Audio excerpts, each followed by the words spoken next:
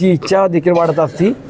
प्रत्येकाला बरोबर घेऊन या पंचायत समिती जिल्हा परिषदेत 5 जिल्हा परिषदेचे उमेदवार आणि 10 पंचायत समितीचे उमेदवार आम्ही विजय करायचं ही खुणगाठ बांधून सगळे सहकारी आज एका विचारानं, एका ताकदीनं, एका जोमानं एकत्रित आलेत. मी सर्वच राष्ट्रवादी काँग्रेस पक्षातील पदाधिकारी आणि ज्या नव्यानं प्रवेश केला त्या सर्वांचं मनापासून आभार व्यक्त करतो आणि त्यांना देखील कुठेही मतभेद किंवा कुठेही अंतर न देता, विशेष करून कुसगावची माझी जुनी सहकारी आणि आता राजूभावांनी सगळी टीम आलेली, या सगळ्यांना बरोबर घेऊन जायचं देखील मी प्रयत्न त्या ठिकाणी करणार. सगळ्यांना बरोबर घेणं हे खऱ्या अर्थानं माझं कामच पुढील काळात असेल. गावगाड्यात काम करणारी मंडळी आहेत किंवा तालुका स्तरावर काम करणारे आहेत, हे सगळेजण आज पंचायत समितीत राष्ट्रवादी काँग्रेस पक्षाचा सभापती हा झालाच पाहिजे हा निश्चय करून एकत्र आलेत. मी पुन्हा एकदा सगळ्यांचे आभार मानतो.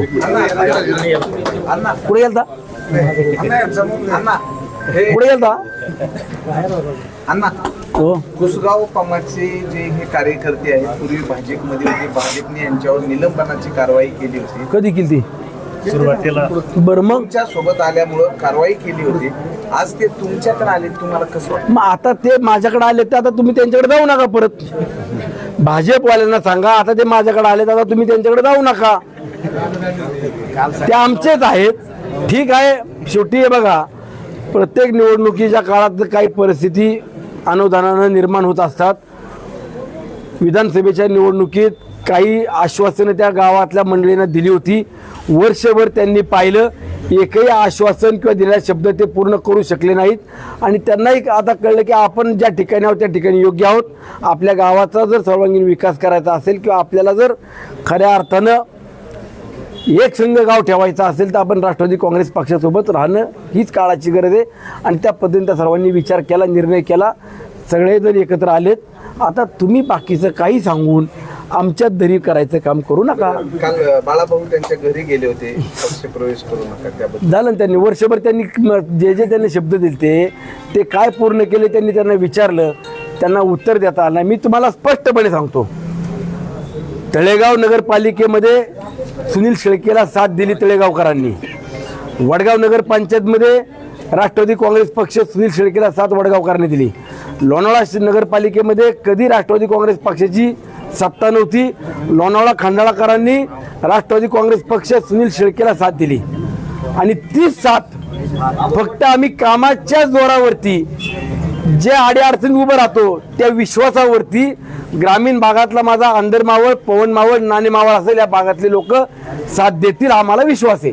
अण्णा, यापूर्वीच जिल्हा परिषद पंचायत समितीसाठी मोर्चे यांना येऊन गेलेत केंद्रीय मंत्री, आता मुख्यमंत्री देखील सभा घेणार अशी चर्चा. इथलं स्थानिक नेतृत्वाचं कोणी ऐकत नाही, यांच्यावरती कुठलाही विश्वास राहिला नाही म्हणून ते आता केंद्रीय मंत्री आमच्या राष्ट्रवादीच्या उमेदवारांना पराभूत करण्याकरता घेऊन येत आहेत. मावळच्या जनतेपुढं कुठले जरी नेते आले काही फरक पडत नाही. जनतेला सुनील शेळके बस झाला. लोकसभा झाली, विधानसभा झाली आणि जिल्हा नगरपंचायत निवड झाल्या, तेव्हा मात्र त्या काळात मात्र कुठलाही केंद्रीय मंत्री तालुक्यात आला नाही. मात्र झेडपी पंचायत समितीला नाही असं काय म्हणता. नगरपालिकेमध्ये 4 मंत्री आणि 3 आमदार येऊन गेले तिथं. जाहीर सभेच्या निमित्तानं ते वेळ घालवत नाही मुख्यमंत्र्यांनी फार मोठी मी तुम्हाला सांगू, मुळामध्ये भारतीय जनता पक्षाचे राज्याचे किंवा केंद्रातले नेते मंडळी मावळ तालुक्यात लक्ष घालत नाहीत. त्यांना सगळी वस्तुस्थिती किंवा परिस्थिती ते जाणून आहेत. परंतु आता हे स्वतःच्या अस्तित्वाकरता लढतायत, त्यांना लढू द्या.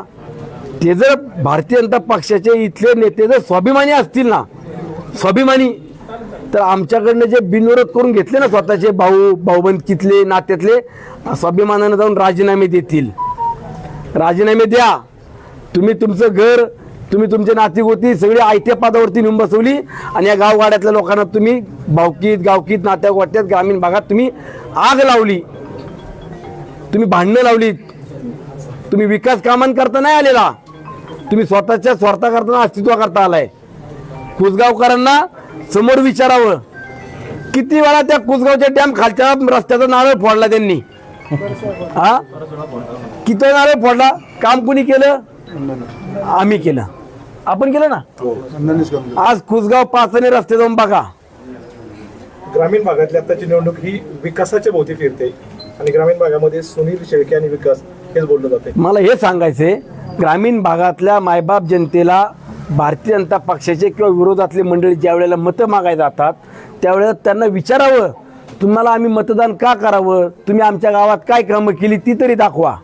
यांना अजिबात मतदान करू नये. माझं तर खुलं आव्हान आहे, विनंती आहे. समोरच्या विरोधकांना मतदान करून तुम्ही 4 वर्ष अजून विकास कामांना कुठंतरी अडथळे निर्माण करून घ्याल, अजिबात करू नका. सुनील शेळकेला तुम्ही आमदार केलाय ना, पुढच्या 3.5 वर्षांनी हाच परत तुमच्याकडे मतं मागायला येणार आहे. त्यावेळेला जर सुनील शेळकेनं 90% तुमच्या गावातली कामं नाही केली, मलाही मतदान करू नका आणि मी सांगेन त्यालाही करू नका. पण आज मला एक वेळ संधी द्या ना माझ्या लोकांकरता. हे जिल्हा परिषद पंचायत समितीचे उमेदवार ज्यावेळेला निवडून येतील त्यावेळेला अधिक ताकद, अधिक विकास कामांना गती आपल्याला मिळणार आहे. हाच माझा स्वार्थ आहे, व्यक्तिगत माझा कुठलाही स्वार्थ नाही आहे.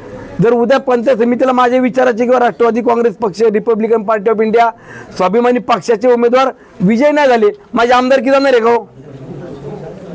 मला एकच माहिती आहे, मला जर काम करायचं असेल तर मी खासदार असतील, मी स्वतः आमदार असेल आणि जिल्हा परिषद पंचायत समितीत ही राष्ट्रवादी काँग्रेस पक्ष विचाराची जर लोक आहेत तर कामं करायला अडचण काय?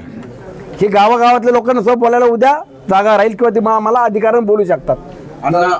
खरं तर बीजेपीने तुमचा वापर करूनच त्यांचे नातेवाईक निवडून घेतले किंवा बिनविरोध करून घेतले. आता परत देशातील राज्यातील वेगवेगळे मंत्री आणून त्यांचाही वापर करून घेतात का परत असं वाटतं? ते बघा, शेवटी आता ते त्यांचं प्रचाराचा भाग झाला किंवा ते कुणाला आणायचं, कशा पद्धतीनं आश्वासनं द्यायची, हे ते त्यांचं निवडणुकीतला फॉर्म्युला ठरवतील. परंतु मी तुम्हाला सांगतो, आम्ही कुठल्याही नेत्याला तालुक्याच्या बाहेरचा मावळ तालुक्यात आणलेला विधानसभेला पाहिला नाही, तुम्ही पाहिला नाही किंवा आम्ही आणला नाही. नगरपंचायत, नगर परिषदेच्या निवडणुकीला आणला आणि आम्ही पंचायत समिती, जिल्हा परिषद आणणार नाही.